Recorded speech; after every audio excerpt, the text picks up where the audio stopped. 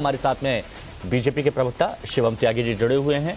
हमारे साथ में प्रोफेसर कपिल कुमार जी इतिहासकार हैं, लोकेश जिंदल जी हमारे साथ में जुड़े हुए हैं और इसके साथ ही हमारे साथ में अरविंद जी भी जुड़े हुए हैं। उनसे भी हम बात करेंगे और जानेंगे कि आखिर क्या वजह है। अरविंद सिंह जी राजनीतिक विश्लेषक हमारे साथ में जुड़े हुए हैं। आप सभी का बहुत बहुत स्वागत है। लोकेश जी, पूरा देश, पूरी दुनिया इसकी कार्यक्रम की सराहना कर रही है और कह रही है कि बहुत अच्छा प्रयास है और सभी लोग अगर आगे बढ़ते हैं तो बहुत अच्छा लगता है। लेकिन इस तरह की ट्वीट, इस तरह के बयान, ये क्या दर्शाने की कोशिश की गई है? नमस्कार। देखिए, बहुत गहरा सवाल किया आपने। हम में और चीन में क्या फर्क है? भारत और चीन में फर्क ये है कि हमारे पास मल्टी पार्टी सिस्टम है, चीन के पास केवल एक पॉलिटिकल पार्टी है जिसकी विचारधारा उसके पूरे देश में चलाई जाती है। दूसरी विचारधारा को वो बुरी तरह से सप्रेस कर देते हैं। लेकिन भारत में ऐसा नहीं है। जब भारत में लीडर ऑफ ऑपोजिशन को न्योता नहीं दिया जाता प्रेसिडेंशियल बैंक्वेट में, ये पूरे विश्व को दर्शाता है कि भारत में लोकतंत्र जो मल्टी पार्टी सिस्टम पर आधारित है वो सही तरीके से नहीं चल रहा। इसकी हमें चिंता होती है। देखिए, हम तो विरोधी पक्ष पर है, हम तो विरोध करेंगे। हम तो इस बात का भी विरोध करेंगे। अच्छी चीजों का भी विरोध होगा कि किन चीजों का?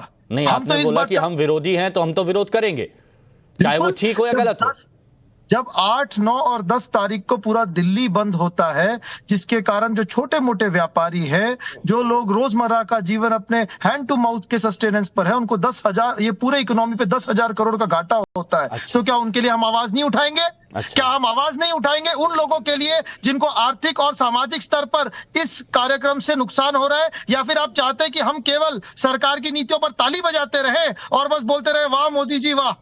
तो क्या विरोधी पक्ष की आवश्यकता क्या है? नहीं, आप वाह मोदी जी वाह क्यों बोलेंगे? आप तो आह बोल रहे हैं ना, कांग्रेस वाले ऐसी नहीं, हम तो ये कह रहे हैं कि आप उस परछाई पर भी ध्यान दीजिए जिसकी आप जब अपनी रोशनी तेज कर देते हो और उस परछाई के तहत कुछ वर्ग, कुछ समाज, कुछ लोगों को जब नजरअंदाज कर दिया जाता है, वे एक काले अंधकार में रह जाते हैं। अगर हम उनके मुद्दे उठाते तो हम क्या गलत करते हैं? मैं इसमें सिर्फ बीजेपी का पक्ष सीधे जानूंगा। शिवम त्यागी जी की रोशनी इतनी ज्यादा हो गई है कि कुछ जगह पर बहुत अंधेरा हो गया और वो अंधेरा यहां पर चुभ रहा है।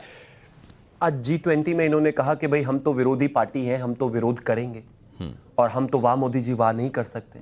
आपको वाह मोदी जी वाह नहीं करना था। आज आपको वाह भारत वाह करना था, आपको वाह हिंदुस्तान वाह करना था, आपको वाह मोदी जी वाह नहीं करना था।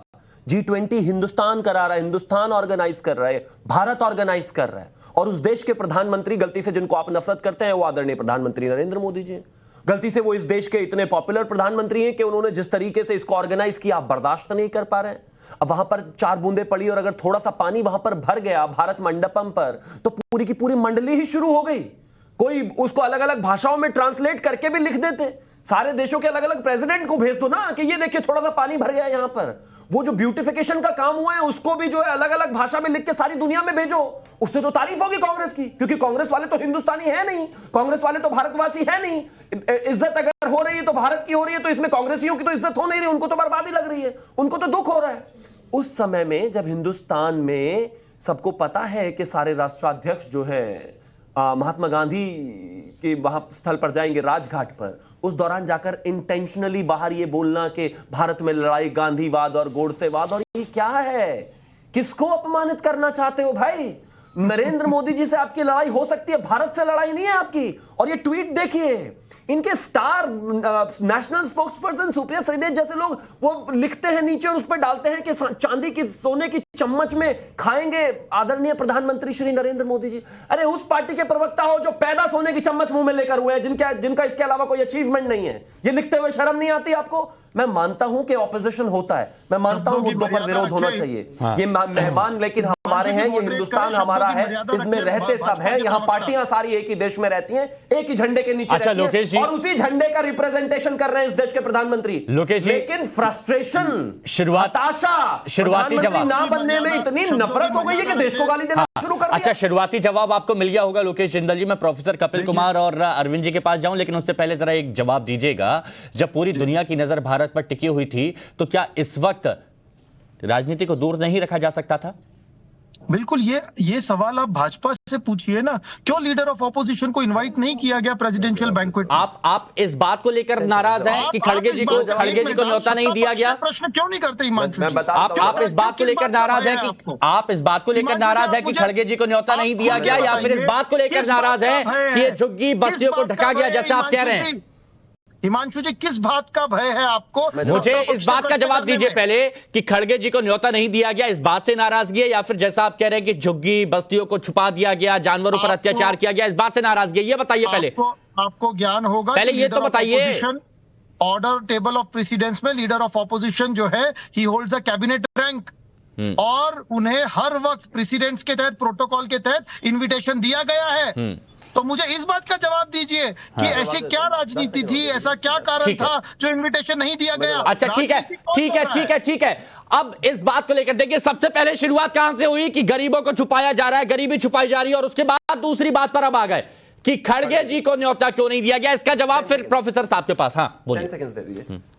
खड़गे जी को इस देश में, जब इस देश के पार्लियामेंट का इनॉग्रेशन हुआ था तो इन्विटेशन गया था, ये कहते हुए मना कर दिया कि दलित प्रधान राष्ट्रपति का अपमान हुआ। खड़गे जी को जब इस देश में 15 अगस्त पर बुलाया गया तो उन्होंने इस देश के झंडे को छोड़कर अपने कांग्रेस के झंडे को प्राथमिकता देते हुए यह कह दिया, मुझे अपने ऑफिस में भी तो झंडा फहराना था, वहां पर भी कुर्सी खाली पड़ी रही। हालांकि यह अधिकार जो है इस देश के राष्ट्रपति का है, और उन्होंने किसको इन्विटेशन दिया नहीं दिया वो ज्यादा बेहतर बता सकते हैं। लेकिन देश के तमाम बड़े इवेंट्स में आप आते नहीं हो जी, हर जगह नाराज फूफा होकर बैठ जाते हो। आप नहीं आए 15 अगस्त में, आप नहीं आए पार्लियामेंट इनॉग्रेशन में, कमाल बात करते हो। मतलब जहां इस देश के सम्मान की बात हो तो कम से कम कहिए ना, कमाल बात हो गई। मुझे लगता है इस तरह के तर्क का कोई लॉजिक है नहीं। और जहां तक ढकने की बात है, तमाम वीडियोस हैं कॉमनवेल्थ गेम में जहां पर इन्होंने अच्छा एक तस्वीर मैं चाहता हूं, दिल्ली का क्या हाल किया था, जो हमारे प्रोड्यूसर साहब हैं, मैं चाहता हूं कि एक बार जरा वो तस्वीरें दिखाएं जो CWG के वक्त की तस्वीरें इस वक्त हम दिखा रहे थे, फाइल फुटेज कि वहां पर किस तरह से ढका गया था। मैं चाहता हूं कि एक बार वो तस्वीरें दिखा दें ताकि ये वाली वो तस्वीर है। ये देखिए लोकेश जी, अगर आपको दिख रहा होगा, बस्तियां हैं, CWG के वक्त की बात है। पीछे देखिए टेंट, गरीब बस्ती, और आगे क्या लगा है, होर्डिंग लगी है। ये क्या था? हिमांशु जी, CWG जो है स्पोर्ट्स कल्चरल इवेंट है। अच्छा। G20 एक राजनीतिक इवेंट है। राजनीतिक इवेंट के अंदर जो है लीडर ऑफ ऑपोजिशन की उपस्थिति अनिवार्य होती है, क्योंकि इसमें सभी डेमोक्रेसी। तो वहां पर वो गरीब नहीं, यहाँ पर गरीब मतलब गरीब की परिभाषा बदल जाती है, चाहे वो राजनीतिक और गेम्स वाले अलग मामले हो। अब इस पर मैं जवाब देता हूं। नहीं, ये आपको दिखाना बहुत जरूरी था। ये देखिए क्या हो रहा है, ये तस्वीरें आपको दिखा रहे हैं फाइल फुटेज की, ये तस्वीरें आपको दिखा रहे हैं। इसको भी अगर आप दिखाते तो बहुत अच्छा था, इस तर्क के साथ कि वो स्पोर्ट्स वाला था। प्रोफेसर साहब, अब आप क्या कहेंगे? आपने दोनों पक्षों को सुना, कांग्रेस बीजेपी। हिमांशु जी, जरा मुझे भी अब जरा मौका दिया है आपने, तो मुझे भी बीच में कोई इंटरफियर नहीं करेगा। इनके नेता ने ब्रुसेल्स में जाके कहा कि देश की गरीबी नहीं दिखाई G20 के लोगों को। भाई बहुत बड़ा कबूलनामा किया उन्होंने कि इनका गरीबी हटाओ का नारा भी फेल हो गया था। सन 47 के बाद जो इतने साल इन्होंने राज किया, उसका जो वंशज आज हमें गरीबी मिली हुई है देश के अंदर, मैं तो समझता हूं जरूर दी जानी चाहिए थी। फिर इनके नेता ने वहां से एक ट्वीट किया कि जानवरों का ख्याल नहीं रखा गया। अरे इनके जानवर, इनके कुत्ते तो इनके एसी कमरे में बैठते हैं भाई, इनको जानवरों की चिंता कब से? बिस्किट खाते हैं। उसके बाद में सुनिए, अभी इन्होंने बात की कि 3 दिन दिल्ली के अंदर छोटे व्यापारियों और इनको वो कर दिया गया। मेरा एक सवाल है इनसे, 84 के अंदर दिल्ली में 1 हफ्ते तक कत्लेआम हुआ था सिखों का। उस समय आपको छोटे व्यापारियों का ध्यान नहीं आया था, उस समय आपको सिखों का ध्यान नहीं आया था। और फिर जनाब हंस रहे हैं ये कांग्रेसी प्रवक्ता, इन्हें हंसी आती है सिखों के कत्ल के ऊपर। अब क्या बात कर रहे हैं, अब किस मुंह से बात कर रहे हैं, मुझे समझाइए आप। इतने प्रोफेसर हैं जी, प्रोफेसर हूं इसलिए आपको आपकी हरकतें बता रहा हूं। अगर आपकी तरह पारिवारिक गुलाम होता तो नहीं बोलता, अगर आपकी तरह पारिवारिक गुलाम होता तो नहीं बोलता। आपको आपकी हरकतें, आपको आईने दिखा रहा हूं कि आईने देखो, हंस रहे हैं ये सिखों की कत्ल की मैं बात कर रहा हूं, और ये हंस रहे हैं कांग्रेसी प्रवक्ता। अरे इससे बड़ी शर्म की बात नहीं हो सकती। नहीं, इसकी वजह मैं जान लेता हूं। जैसे ही सिखों के कत्लेआम की बात, राजनीति के तौर लोकेश जी, जैसे ही सिखों के कत्लेआम की बात आई, वो मुस्कुराहट, हंसी क्यों? बेहतर कर सकते हैं। आप देखिए इनका चेहरा, हंसी क्यों? हंसी कि मैंने क्यों जब कहा नहीं, वो कि पूछ एक लेता हूं। हफ्ते तक मुझे दिल्ली में हंसी किस कत्ले बात हुआ पे आ रही है, सिखों का, मैं बताता हूं हिमांशु जी। हाँ। उसमें मुझे हंसी हंस किस रहे बात हैं। पे आ रही है? हाँ बताइए। आप G20 की चर्चा के ऊपर 47, 84 ओ, अभी कोई कॉमनवेल्थ भैया गेम्स लेके आ इतिहासकार जाएगा। हैं अच्छा। प्रोफेसर कपिल जी, इतिहास अच्छा। के पन्नों में तो झांकना उनका आप काम ये है। जो गरीबी, मेरी गरीबी का जवाब दे दीजिए आप कि अगर आपने ही तो कहा आप था ना बता सन दीजिए, 47 से हुकूमत आपकी 1925 रही, अगर फिर मैं क्यों देश में 1925 गरीब है उखाड़ आज? दूं, आप उसके ही ने बाद कहा था प्राचीन गरीबी भारत हटाओ, लेकर आ जाओ। कहाँ गई वो गरीबी उसके बाद- हटाओ? नहीं, अरे आप बातें हैं, दिमागी हिमांशु। तौर पे गरीबी- गरीब हो आप चुके डिबेट हैं, मॉडरेट कर आपको रहे हैं, यही नहीं क्या हो मालूम रहा है आपको यहाँ पे? बोलना क्या है, आपका दिमाग गरीब हो चुका है। हिमांशु जी, अगर इस तरह से डिबेट चलेगी तो फिर बेहतर होगा। नहीं, डिबेट आप आपके इन्हीं उसमें तीनों को जो चलेगी, है, आप नीलेश इसमें सर, जो मेरा मर्जी तुम्हारा इल्जाम या फिर लगाते अच्छा, रहते हैं। एक चीज और, एक मैं चीज और। प्रधानमंत्री को चोर अच्छा, एक बताते चीज और, रहे। एक चीज और, आपके अरविंद उसमें जी। डिबेट अच्छा, एक चलेगी। मिनट, एक मिनट, अरविंद जी, आपकी अरविंद भाषा में जी, डिबेट अरविंद जी, चलेगी। यहाँ पर आप आपको जब देखिए, मुंह तोड़ जवाब एक मिनट, मिलता है ना, एक मिनट, तो आपका मुंह बंद होता प्रोफेसर है। साहब एक मिनट, अरविंद जी, आपको अरविंद आप ही जी, की भाषा में जवाब दूंगा जनाब। अरविंद जी कहेंगे कि हमारे पास कोई नहीं आ रहा है। अरविंद जी एक बात बताइए, अभी एक वीडियो और डाला था कि दिल्ली में कुत्तों को पकड़ने का एक वीडियो कांग्रेस ने सोशल मीडिया पर डाला, लेकिन नगर निगम ने पलटवार करते हुए उसे फर्जी वीडियो करार दे दिया। अब इसे तो इनके उसका इंडिया वाले केजरीवाल का अब इसे क्या कहेंगे अरविंद जी आप? ऐसा क्यों, वो भी ऐसे मौके पर जब दुनिया टकटकी लगाए भारत को देख रही है? देखिए, वही मैं कह रहा हूं, G20 सम्मेलन के द्वारा जब G20 के सारे राष्ट्राध्यक्ष भारत में जुटे हुए थे और भारत की भूरी भूरी प्रशंसा कर रहे थे, ऐसे अवसर पे कांग्रेस के नेता राहुल गांधी जी के द्वारा विदेश जाकर और भारत की निंदा करना और भारत की कमजोरियां गिनाना, भारत की कमियों को रखना, ये बेहद ही आपत्तिजनक काम है। इसकी जितनी भी निंदा की जाए कम है। कांग्रेस के नेता आरोप लगा रहे थे कुछ छुपाना नहीं चाहिए, सच्चाई बताना चाहिए। अरे भाई साहब, भारत तो अपनी 5000 वर्ष से ज्यादा पुरानी को सामने रख रहा था, पुरानी सच्चाई। भारत ने बताया कि हमारी परंपरा है, हमारी क्या परंपरा है, वसुधैव कुटुंबकम, का विश्व हमारा एक कुटुंब है। हाँ। भारत ने क्या बताया? भारत ने बताया माता भूमि पितरो हम, ये जो पृथ्वी है हमारी माता है, हम उसके पुत्र हैं। भारत ने कुछ छुपाया नहीं। जो कुछ आप लोगों ने छुपा रखा था, जो बच्चों को नहीं पढ़ने दिया आप लोगों ने, सब कुछ उजागर किया। भारत ने अपने हजारों वर्ष की श्रेष्ठ परंपराओं को उजागर किया। अच्छा होता कि भारत के अशकान में कांग्रेस भी शामिल होती और राहुल गांधी भी शामिल होते। और मुझे दुख के साथ कहना पड़ रहा है, और मैं नॉर्मली ऐसे हार्श वाक्य का प्रयोग नहीं करता हूँ, ऐसे ही मानसिकता को देखकर अपवाद स्वरूप चाणक्य को कहना पड़ा होगा कि विदेशी माता की संतति कभी राष्ट्रभक्त नहीं हो सकती है। नहीं तो आप बताइए क्या कारण है? केवल और एक कारण आप बता दीजिए कि जब पूरा विश्व भारत की आज प्रशंसा कर रहा है, राहुल गांधी को अपने देश की कमियां नजर आ रही। कहा जा रहा था कि चीजों को छुपाइए मत।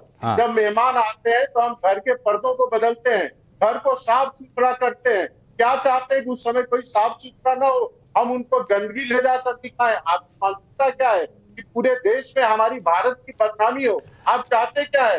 भारत की गुडविल के साथ खड़ा होना चाहते हैं? आप चाहते हैं कि भारत को वैसे ही सपेरों के देश के अच्छा, लेकिन जाना जाए? एक पॉइंट और मैं यहां पर कहना चाहूंगा लोकेश जिंदल जी, क्योंकि आपने पहले एक मुद्दा उठाया कि गरीबी को छुपाया जा रहा है, एक गलत तस्वीर विदेशी मेहमानों को भारत की दिखाई जा रही है। जब इस पर बीजेपी की तरफ से जवाब आया तब आपने कहा कि खड़गे जी को न्योता नहीं दिया गया, लेकिन मुख्यमंत्रियों को जब न्योता दिया गया तो बोलता है कि वो तो नो फ्लाइंग जोन है, वहां पर आके क्या करेंगे। एक बोलता है कि हमें परमिशन नहीं दी गई हमारे हेलीकॉप्टर की। है ये क्या था, ये क्या था, ये बताइए। देखिए हिमांशु जी, सभ्यता शिष्टाचार इसमें है कि आप अपने फर्ज पूर्ण करें। भाई अगर वो न्योता स्वीकार नहीं तो फर्ज क्या है? मेरे को पहले इसकी परिभाषा बता दीजिए। फर्ज क्या है? न्योता में आने का या फिर क्लियर कह देने का कि भैया हम तो नहीं आएंगे, हम तो विरोधी करेंगे। जी, इस वक्त तो डिबेट में आपका फर्ज है, जैसे आप दूसरों को समय दे रहे हैं बोलने का, मुझे भी मौका दें। मैं बिल्कुल दूंगा, लेकिन पॉइंट टू पॉइंट सही बात बोलिएगा। जी, मैं बात पूरी कर सकूं। देखिए, जब प्रधानमंत्री प्रोटोकॉल के अनुसार सभी को निमंत्रण देते, सभी को एक तरह का न्योता देते, तो वो अपना फर्ज पूर्ण करते हैं। और फिर वो न्योता स्वीकार करे या ना करे, वो दूसरे पक्ष के ऊपर आधारित है। वो दूसरे पक्ष के ऊपर बात बनती कि वे क्यों नहीं आए। पहला प्रश्न तो यही उठेगा, इतिहास यही प्रश्न पूछेगा कि ऐसा क्या कारण था कि लीडर ऑफ ऑपोजिशन, जो इतना महत्वपूर्ण प्रेसिडेंशियल बैंक्वेट एक बहुत महत्वपूर्ण इवेंट होता है, सभी देश के लोकेश डेलीगेट्स जी, वहां पर उपस्थित होते हैं। इसका जवाब शिवम त्यागी जी ने दिया, लेकिन मेरे को इस बात का प्लीज जवाब दीजिए कि खड़गे जी नहीं आए इसीलिए कांग्रेस शासित राज्यों के मुख्यमंत्री नहीं आए क्या? बस ये बताइए मुझे। देखिए हिमांशु जी, आप ये सवाल तो कांग्रेस शासित जो मुख्यमंत्री है उनसे पूछिए। आप कांग्रेस के प्रवक्ता है, मैं आपसे पूछूंगा ना, मैं आप कांग्रेस के प्रवक्ता है, मैं आपसे पूछूंगा, बस मुझे इतना बता दीजिए ये मुख्यमंत्री क्यों नहीं आए? खड़गे जी एक वजह थी। मैं तो पार्टी पक्ष के हिसाब से बात करूंगा ना, कि भाई जो जब लीडर ऑफ ऑपोजिशन मल्लिकार्जुन खड़गे जी हैं और जब leader of opposition Adhir Ranjan Chaudhary जी हैं, प्रोटोकॉल के अनुसार जिनका इन्विटेशन। तो एक मिनट, लोकेश जी तो खुलकर स्पष्ट बोलना चाहिए था, खुलकर स्पष्ट बोलना चाहिए था कि हम इस वजह से नहीं आ रहे। बहाना बनाने की क्या जरूरत है? नहीं, बहाने की बात ही नहीं है हिमांशु जी। जब शिष्टाचार और प्रोटोकॉल को मान्यता ही नहीं दी जा रही है, ऐसे इवेंट में आप बताएं कि किस तरह से जाए। जब दक्ष ने एक बहुत बड़ा एक इवेंट रखा हुआ था, लेकिन भगवान शिव को नहीं बुलाया था, तो भगवान शिव वहां गए थे क्या? बताइए आप। सुनिए, आप भगवान शिव हैं, आपके खड़गे जी भगवान शिव हैं, भगवान शिव हैं आपके खड़गे जी। वाह वाह वाह वाह, जवाब नहीं आपका। बहुत बड़ा कार्यक्रम रखा था, सभी देवताओं को बुलाया, सभी भगवान वहां गए, और केवल अपने जवाई भगवान शिव को नहीं बुलाया। भगवान शिव वहां गए थे। किसके जवाई हैं भाई खड़गे साहब? कांग्रेस भी सनातनी होती जा रही है, सनातन की बात कर रही है, हमारे धर्म की बात कर रही है। बदलाव तो हुआ है, भगवान बना रहे हैं। देखिए बदलाव तो हुआ है। हाँ त्यागी जी, हाँ देखिए, अरे भैया सुनिए प्लीज, ये होता है ना। अरे आप पारिवारिक दासों नया जो बना रहे हैं, करोड़पति को, अरबोपति को। नया आदमी जो सनातनी बनता है उसके लिए बड़ी परेशानी हो जाती है। कहते वो राजा दक्ष ने जो इवेंट ऑर्गेनाइज किया था, भाई इवेंट ऑर्गेनाइज नहीं किया था भैया, एक यज्ञ करना था, उसमें सबको बुलाया था और बुलाकर जो है उसमें भगवान शिव को नहीं बुलाया था। तो पहली बात, राहुल गांधी भगवान शिव नहीं है, खड़गे जी भी नहीं है। एक बेकार की बातें तो नहीं करें। दूसरा बड़ा एक और प्लीज प्रोफेसर साहब एक बात, अच्छा मेरे को एक बात बताइए, आपने शिष्टाचार की बात करी, ये सब बात करी, गहलोत जी और बाकी के लोग, भूपेश बघेल जी इसलिए नहीं गए, लेकिन हिमाचल प्रदेश के मुख्यमंत्री सुखविंदर सिंह सुक्खू अकेले एक ऐसे कांग्रेस शासित राज्य के मुख्यमंत्री जो गए। झारखंड मुक्ति मोर्चा, देखिए कितना लोकतांत्रिक संगठन है कांग्रेस का, तो वो क्यों, ऐसा क्यों हुआ? यहाँ लोकतंत्र हो गया, हमारे जो नहीं आए उनके लिए अपमान हो गया। एक स्वतंत्रता होती है। अब सुक्खू साहब की अगर स्वतंत्रता है, वे जाना चाहते हैं, वे स्वतंत्र हैं, जा सकते हैं। तो ऐसा एक कोई किसी तरह का तानाशाही का हुक्म ऊपर से नहीं आता कि आप नहीं जाएंगे, जिसे जो लगता है वो कर सकता है। अच्छा ठीक है, हाँ प्रोफेसर साहब, लोकतंत्र व्यवस्था है। हिमांशु जी मैं बताऊं कहानी क्या है, क्यों नहीं आए, और ये विदेशों में जो बयान दिए जा रहे हैं और जो ट्वीट किए जा रहे हैं, ये एक भी टूल किट का हिस्सा है। ये चीन की मदद करना चाहते थे, इनकी चीन से संधि है। इन प्रवक्ता को तो ये भी नहीं मालूम हुआ कि उस संधि में क्या क्लॉज है उनके। चीन की चल रही बाई G20 के अंदर, ठीक है। उसके बाद ये अमेरिका में जाकर के पहले ही भूमिका बनाने गए थे, सोरोस के आदमी इनके वहां मौजूद थे, ठीक है। वो बाइडन भी यहाँ आ गए। किसी दुनिया के देश के आगे कांग्रेस को अहमियत नहीं मिली, अच्छा एक भी देश के आगे। हाँ पाकिस्तान इन्हें दे देता है अहमद, क्योंकि वहां ये जाकर के मांगते हैं भी कि भारत का प्रधानमंत्री हटवाने को हमारी पाकिस्तान। लोकेश जी पूछ रहे हैं कि अगर आपको संधि पता है तो आप बता दीजिए, वो ये बोल रहे हैं। अरे आप संधि तो आपको मालूम होनी चाहिए ना, वो संधि आपके लीडरों ने की है, सोनिया गांधी ने, आपकी माता जी ने की है, और राहुल गांधी ने की है चीन के साथ। हिम्मत है तो बताओ उस संधि के अंदर क्या है? क्यों चीन का, उस दिन ऑक्सफोर्ड में भी बैठ के कह रहे थे चीन अपने पड़ोसियों का ख्याल रखता है। अरे आपका दिमाग का बटन जो है ना, वो 10 जनपद से हट करके ना अब जिनपिंग के पास पहुंच गया है रिमोट, आप वहां से रिमोट दबता है तो आपके नेता बोलते हैं। प्रोफेसर साहब लोकेश जी को भी बोलने दीजिए। हाँ। मैं आपको पहचान गया, जो व्हाट्सएप यूनिवर्सिटी के स्टूडेंट्स। अरे आप छोड़िए, आप तो पारिवारिक दास है, मैं तो फिर भी व्हाट्सएप यूनिवर्सिटी से हूँ। आप तो गुलाब है कांग्रेस परिवार के, आप कांग्रेस परिवार के तलवे चाटने वाले गुलाब है। अगर मैं व्हाट्सएप यूनिवर्सिटी का प्रोफेसर हूँ तो अपने किसी प्रोफेसर को बुलाना ही हो, हिम्मत है तो बहस करवा ले तथ्यों के ऊपर। तथ्यों का कांग्रेसी जवाब नहीं दे सकते तो डिबेट डिरेल करने को बकवास करते हैं। मेरे एक तथ्य को काट दो तुम, जो मैंने बात कही है, मेरी एक बात को झूठा साबित कर दो। तुम्हारी कांग्रेसियों की आदत पर शिवम जी इसका असर क्या हुआ होगा? जो एक माहौल विपक्ष ने जो एक माहौल बनाने की कोशिश की है, इस एक जो एक विपक्ष ने माहौल बनाने की कोशिश की है इस G20 के एक महासमागम की, मैं तो बात करूंगा जहां पर पूरी दुनिया यहां पर जुटी है, जो माहौल बनाने की कोशिश की, आपको लगता है इसका कुछ असर पड़ा होगा? ये नरेंद्र मोदी जी का एरा है, ये नया भारत है, यहां चीजें नहीं होती हैं। कुछ लोग जरूर जो है हर तरीके से व्यवधान पैदा करने की कोशिश करते हैं कालनेमी बनकर, लेकिन असर अगर कुछ भी होता तो वो दिख जाता। आप एक चीज देखिए, 200 घंटे में 300 बैठकें और करीब 15 से ज्यादा ड्राफ्ट। आप देखिए कि जिस पर लग रहा था कि न्यू दिल्ली डिक्लेरेशन शायद नहीं आएगी, सत्ते में पड़ सकती है, वो कंसेंसस से आई। और तो और मतलब 83 पैराग्राफ थे, 83 के 83 पर कंसेंसस बना है। हम बात कर रहे हैं कॉरिडोर की कि जो हिंदुस्तान से होते हुए मिडिल ईस्ट से होते हुए यूरोप की तरफ जाएगा। हम बात कर रहे हैं अफ्रीकन यूनियन का जुड़ना।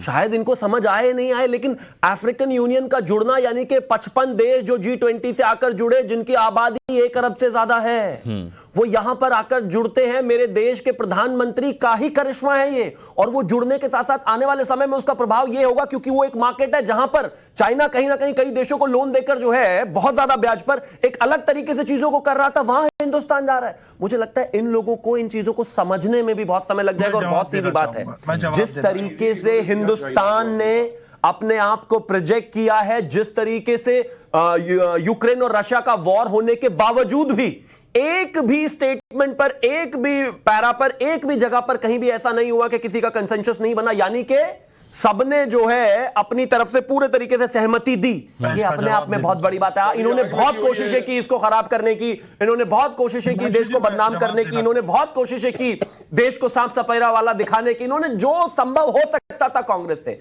यानी कि बात बहुत साफ है, जहां पर भी देश और जहां पर भी इस देश के प्रधानमंत्री की बात आएगी, कांग्रेस विरोध करेगी, चाहे वो आम आदमी के जीवन में कितना भी फर्क ला दे। अरविंद जी आऊंगा, लेकिन इसका जवाब लोकेश जी से ले लूं। 1% भी इस पर फर्क नहीं। अरविंद जी, लोकेश जी से जवाब ले लूं, फिर आपके पास जी शिवम जी, आपने सही बात कही। अफ्रीकन यूनियन का जुड़ना, एक ट्रेड रूट का स्थापित होना, न्यू दिल्ली डिक्लेरेशन का आना, और अमेरिका के साथ जो हमारी बातचीत हुई, न्यूक्लियर रिएक्टर से लेके टेक्निकल टेक्नोलॉजी को लेके, वीजा को लेके, इन सब का बढ़ना, इस चीज की सराहना मनमोहन सिंह जी ने भी की है। अच्छा। और मनमोहन सिंह जी ने भी मनमोहन सिंह क्या कह रहे हैं वो तो सुन लो। हाँ, मनमोहन सिंह क्या कह रहे हैं G20 में, वही सुन रहे हैं। अरे मनमोहन सिंह के ही शब्द सुन लो भाई। अगर इस तरह के, नहीं लोकेश जी बोलिए, मैं आपको सुन रहा हूं। मैं सुनिए हिमांशु जी, अगर आप थोड़े से ना जो लोग यहाँ डिबेट करने आते हैं, या तो उन्हें थोड़ा सा लोकेश जी आज तो ये सोचिए कि आज आप ही मुख्य बिंदु हैं।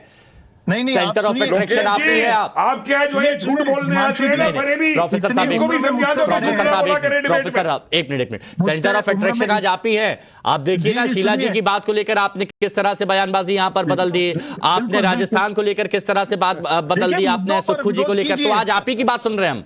बिल्कुल, देखिए मुद्दों पर निंदा कीजिए, विरोध कीजिए, बिल्कुल है। हाँ। लेकिन एक आरोप, बिन बेबुनियाद आरोप तो इन्होंने लगाया। सारी तारीफ के बाद में एक सवाल सुनना चाहता हूं। अच्छा, आरोप तो आपने लगाया व्हाट्सएप यूनिवर्सिटी का। लोकेश जी, कांग्रेस का आधिकारिक यूनिवर्सिटी का नहीं हुआ। मेरे दादाजी की उम्र कांग्रेस के आधिकारिक प्रवक्ता होने के नाते आपने कहा कि ये G20 पूरे तरीके से सफल रहा। मनमोहन सिंह को लोकेश जी शिष्टाचार नहीं बोलने। अच्छा, G20 आप मानते हैं कि मतलब ये सफल रहा, G20 का जो आयोजन था बेहद सफल रहा? देखिए जी, G20 का जो आयोजन है भारत के लिए मान की बात है, सफल लेकिन रहा? जिस तरह से आपने कार्यक्रम किया वो सफल रहा? निंदनीय है। बेहद सफल रहा। आपने लीडर ऑफ ऑपोजिशन, प्रधानमंत्री जी को इसका क्रेडिट दिया जाना चाहिए, उनकी तारीफ की जानी चाहिए। 1 साल से जो मेहनत की है उसका रंग दिखा। कितने साल की साहब? ये 1947 से लेके अब तक की मेहनत है। नेहरू जी को क्रेडिट दो भाई। G20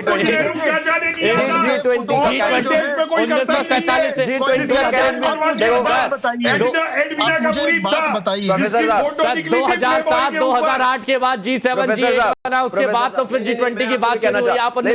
एंकर साहब, प्रोफेसर साहब, आप भी सुन रहे हैं, कैमरामैन सारे सुन लीजिए। सुबह उठते ही सबसे पहले नेहरू जी धन्यवाद किया कीजिए। जिस तरीके से आप सांस लेते हैं, घूमते हैं, चलते हैं, अब क्रेडिट उनका दे दो भैया। अब G20 का क्रेडिट भी नेहरू जी को देना है। बताओ क्या समाधान है? एक अखबार में फोटो निकली थी इंग्लैंड में, लेडी एडविनाज मिडनाइट विजिटर। प्रोफेसर साहब, लोकेश जी अपना फर्ज निभा रहे हैं, लोकेश जी अपना काम कर रहे हैं। करता नहीं हूँ, सुनिए मेरी बात। नहीं, मैंने कहा लोकेश जी अपना फर्ज निभा रहे हैं और लोकेश जी को बात कहने का पूरा हक है। हाँ। और समझिए बात को, मुद्दों के ऊपर आप प्रश्न कीजिए, मुद्दों पर बात कीजिए, पर्सनल होने की आवश्यकता यहाँ पर नहीं है। नहीं तो मुद्दा तो यही था कि अगर ये सफल हुआ है। अच्छा ठीक है, अरविंद जी के पास बहुत देर से नहीं गए, अरविंद जी के पास नहीं गए, अरविंद जी के पास आपने शुरू की, अरविंद जी एक मिनट, अरविंद जी मुद्दे की बात पर आते हैं। अगर सफल आयोजन हुआ है तो उसकी सफलता के बारे में बात कीजिए, क्या बुराई है उसमें? देखिए हिमांशु जी, मैं ये कहूंगा, अभी हमारे मित्र कांग्रेस की तरफ से लोकेश जिंदल जी बैठे हैं, कह रहे थे कि मुद्दे पे बात करें। लोकेश जी, मैं आपसे कहना चाहूंगा कि आपके जो मुख्यमंत्रियों ने बहिष्कार किया, आपको भी उसकी निंदा करना चाहिए, क्योंकि राज्यों के जो मुख्यमंत्री होते हैं वो केवल पार्टियों के नेता नहीं होते हैं, वो राज्य के मुखिया होते हैं। और इतने बड़े आयोजन में राज्य के मुखिया का नहीं जाना उस राज्य का शामिल नहीं होना माना जाएगा। तो ये जो कृत्य है बहुत ही निंदनीय है, ये मुद्दे की बात है। और इस इश्यू पे आपको हमारे साथ खड़ा होकर इस कदम का निंदा करना चाहिए। और जो हिमाचल के मुख्यमंत्री शामिल हुए हैं वो काबिले तारीफ है, उनकी प्रशंसा होनी चाहिए। दूसरी, एक बयान में आप कहते हैं कि 47 की चर्चा मत कीजिए, और दूसरे बयान में कहते हैं कि 47 से जो परिश्रम होता है इसका परिणाम है। मुझे लगता है कांग्रेस को इस दोगलेपन से बाहर आना चाहिए। या तो 47 से चर्चा हर मुद्दे पे करनी है, ये मानिए, या कहिए कि 47 छोड़िए, अभी 2014 से जो हो रहा है उसी की हम चर्चा करेंगे। अच्छा, अब आपने अरविंद जी आपने 47 की बात की, आपने 47 की बात की, तो हमने अपनी रिपोर्ट में इस बात का जिक्र भी किया है कि 1955 में काशी दौरे पर किंग सऊदी आए थे, तो वहां पर इमारतों पर कलमा तैयबा के झंडे लगे थे, रास्ते में मंदिर मूर्तियां पर्दों से ढक दी गई थी। अगर मैं गलत हूं, इतिहासकार हमारे साथ में है, वो बताएंगे। प्रोफेसर साहब, गलत हूं क्या मैं? ये रिपोर्ट में हमने इस बात का जिक्र किया है, नेहरू काल में जब मेहमान नवाजी हुई थी तब इस तरह से मूर्ति मंदिरों को ढक दिया गया था पर्दे से। देखिए, ये मैं इसीलिए इनसे हाथ जोड़ के कहता हूँ, लोकेश जी क्या नाम है इनका? हाँ। भैया 47 पे मत। हाँ। नहीं, इतने ऐतिहासिक राज खोलूंगा बैठ करके, इतने ऐतिहासिक राज खोलूंगा बैठ के तथ्यों के ऊपर, जवाब नहीं देते। प्रोफेसर साहब, अगर जिंदल साहब, लोकेश जिंदल जी 47 पर गए हैं, तो हम तो 1955 की बात कर रहे हैं, इस पर आप क्या कहेंगे? इस पर भी आपका कुछ अच्छा तर्क होगा लोकेश जी? जी हिमांशु जी, बिल्कुल है। देखिए 1955 में की जब आप बात कर रहे हैं, तो मैं अभी हाल ही में नागपुर में जो हुआ उसके बारे में बता देता हूँ। G20 का जब प्रोपागेंडा हुआ नागपुर में, तो वहां पर ऐसे बहुत सारे मंदिर हैं जिनके ऊपर जो है G20 के पोस्टर से उन्हें ढक दिया गया है। तो ऐसा केवल 1955 में हुआ, ऐसा नहीं हुआ है। और ये मैं तथ्य के आधार पर कह रहा हूँ, तथ्य के आधार पर। अच्छा, हम अपनी रिपोर्ट में वो तस्वीर दिखा देंगे, तथ्य दिखाइए, कहां है बता दूंगा, दिखाइए किस जगह के ऊपर, किस दिखाइए, अभी दिखाइए, ना झूठ क्यों बोल, दिखाइए अभी, वो भी नागपुर में अभी दिखाइए, अभी दिखाइए, ढका गया था, तो दिखाइए फिर। अरे दिखाइए वाली, अभी मैं ये वो सारी फोटोग्राफ अभी मैं कल भेजेंगे क्या? डिबेट में तैयारी करके नहीं आए? अच्छा, तो अब आप 1955 का तथ्य दिखाइए, आप दिखाइए, अभी दिखाइए 1955 का तथ्य सोशल मीडिया पे दिखा देता हूं।